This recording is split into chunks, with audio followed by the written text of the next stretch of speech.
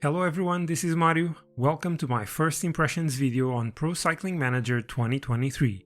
Before continuing, I'd just like to thank Nacon and Cyanide for kindly inviting me to attend to their online presentation of this year's Pro Cycling Manager and Tour de France games, and for providing an early access key to try out the games, giving me and some other creators the chance to give you a first look at the new features and changes. I also want to remind you that any footage and features seen here may not be final, as the game is still going through the final steps of development. And now, without further ado, let's dive in.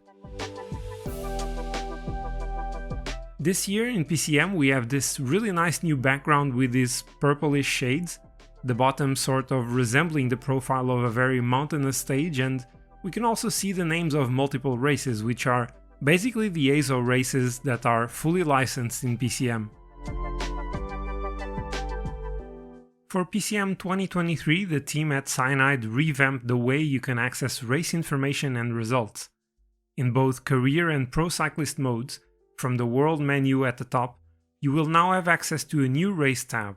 From here, you can easily look for any race in the calendar by scrolling, using the search box to find a specific race, or the multiple drop-down menus that can filter races by category, type, or country where they take place. You can choose to only view World Tour or Continental races, National Championships or Under-23 races. You can opt to view all races of a specific type and rank, such as only Grand Tours, World Tour stage races, and Classics. Finally, you can combine these filters and look at, for example, World Tour races that are held in Italy.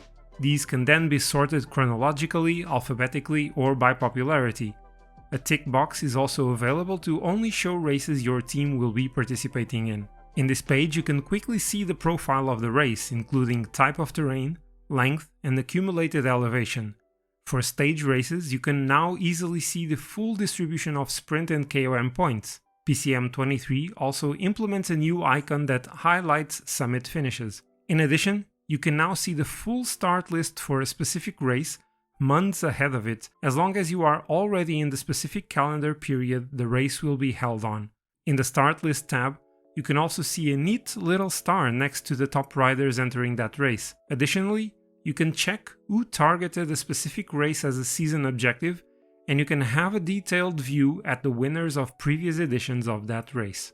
Finally, for ongoing or finished races, you can view results in an also improved screen that, in my opinion, significantly improves immersion.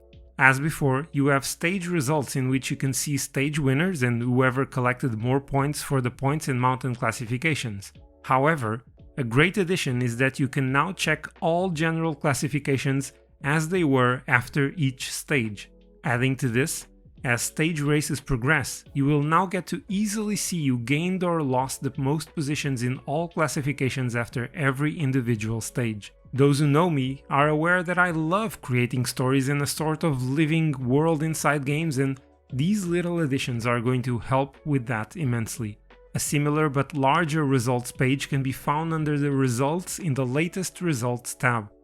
A minor criticism to this page is about the filters menu in the top right. It could perhaps be resized or moved to a different position. As it stands, if one wishes to take a cropped screenshot of the results of a race, there is no good way to do that if we want to include the results and the stage profile. Another addition is a new small icon next to each team's name with the intent of facilitating the identification of each team. Although I can understand the idea behind this here, I honestly don't find these icons particularly helpful. Maybe it's my eyes only, and others can find this useful. Still in the results menu, we have a revised rankings page. The new riders' rankings will be closer to those used in real life, and at the start of a career we will already have an established riders' ranking according to results obtained over the past 12 months, with the ability to see which races contributed the most for a rider's score. Tadej Pogačar begins as the ranking leader, and there's even a nice touch showing us since when he has been in that position. Rankings are updated on a weekly basis, and you can choose to see world or continental rankings. A similar system is applied to teams, although only results obtained in the ongoing season are taken into account for the team's rankings. For both teams and nations, you can check which riders contributed with the most points for their total score. Unfortunately, the new team rankings won't be used to determine promotions and relegations. According to the devs, the system will still be based on squad composition as before. From my understanding of the conversation had with the game's designer, the goal is to link the team rankings with promotions, relegations in the future, but with the current transfer system as is, it's impossible to implement this while preventing newly promoted World Tour teams from being excessively weak. This year's game brings changes to the way riders are selected for national teams. At the time of recording this video, I wasn't able to progress significantly in a career to see those changes, but it's definitely something I'm looking forward to see. World and European Championships up to 2027 are already set at the start of a career in 2023, and road races and time trials will now always take place in the same country. So say goodbye to a World's time trial in Germany followed by a road race in the United States. Furthermore, database modders will now be able to pre-assign specific races and parcours to the World and European Championships in their databases. Looking at you, WorldDB team.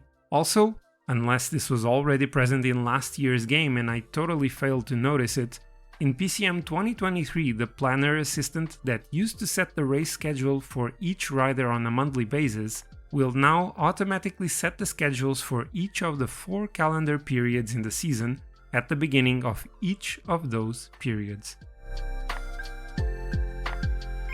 In PCM 2023 we have the much needed introduction of a new rider stat and a new terrain type, Medium Mountain. Looking at this year's Giro d'Italia profile, we now see the new Medium Mountain stage terrain indicated for a couple of stages. These are, as the name suggests, somewhere in between the pure mountain stages and those being raced in a more rolling terrain. These typically have plenty of climbing to be done, but are characterized by shorter climbs and at lower altitudes than those found in pure mountain stages and by the absence of summit finishes. The newly added Medium Mountain rider stat will help in the transition between hilly, medium mountain and mountainous terrain, according to the game developers. When before we had a linear transition between the hill and mountain stats, we will now see a linear transition between the three. How exactly that will work remains to be seen and is there for us to find out. The Medium Mountain stat will also be perfect to better adjust the performance of riders like Wout van Aert or even Pipo Ganna, who have shown some climbing capacity in specific types of stages, or even cases like Simon Yates, who, being a pure climber, doesn't always perform at his best in longer climbs. Although I won't be showing any significant gameplay in today's video, I can talk a bit about things I noticed in the very few stages I played so far. The first thing I noticed is the new graphical indicator for group cooperation. It's a very minor thing, of course, but we now have these dumbbell-like green and red icons. Another thing that can be more impactful in the race is that I feel like riders take far less time getting back on their bikes after crashing, and the rider going down at the front of the peloton is unlikely to be dropped. For now, I can't say if this is always the case and they always take little time to get back up, nor if this is a positive change. One great addition to the gameplay this year is that now in stage races, many riders that are not contending for the GC or that don't have a chance to fight for the stage win, like sprinters in a hard stage in the Alps, will allow themselves to be dropped very early from the peloton, forming a very large gruppetto, and thus saving energy so that they can be fresher for sprint or breakaway opportunities in the stages that follow, or in time trials in the closing days of a Grand Tour. As indicated in the game's Steam page and mentioned by the developers in the presentation, mass sprints have been improved. I did play a couple of sprint finishes already and couldn't quite figure out yet what the changes are, but they somehow do feel a little bit different. Definitely need more game time to test these out. In addition to the race preview and results changes that are common to both career and pro cyclist mode, PCM 23 brings some love for the pro cyclist mode addicts. Just as you start your pro cyclist, you are immediately given the chance to decide whether you had a very intense preseason or if you will use the early part of the season to build up fitness and be ready to pick during spring. The training page has also been modified and you can now more easily decide your objectives, divided as A and B targets, which are now limited and must be spread more evenly over the season. You can also ask for your trainer to suggest your objectives for the coming season. You will also now be able to fine-tune your training by choosing to focus on different specialities over the season. I honestly still don't know what the actual impact of these are, but I would assume the actions you add to the tick boxes will affect the outcome of rider level ups. The number of specific training actions you are allowed will depend on the stage of preparation, and the closer you get from the fitness peaks, the less actions you can use. The percentages you see are sort of cumulative, and after a week training a specific skill, you get a bonus if you train it again. However, if you stop focusing on that skill, the bonus percentage will progressively decline. So to conclude this video, the changes brought this year aren't massive, but they do change the way the game will be played. The new AI will probably bring with it new challenges for players.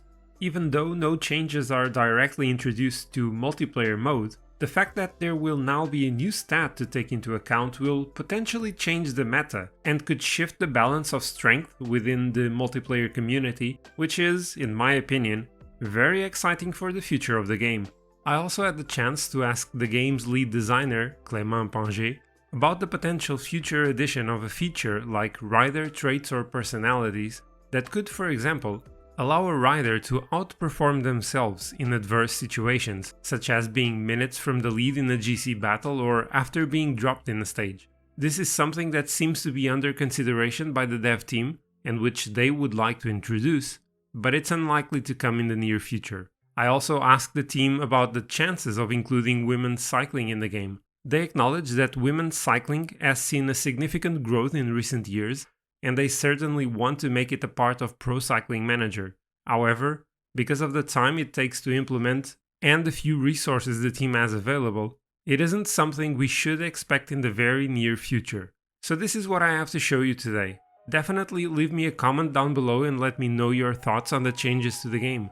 Ask me about things you may be curious about and I failed to point out.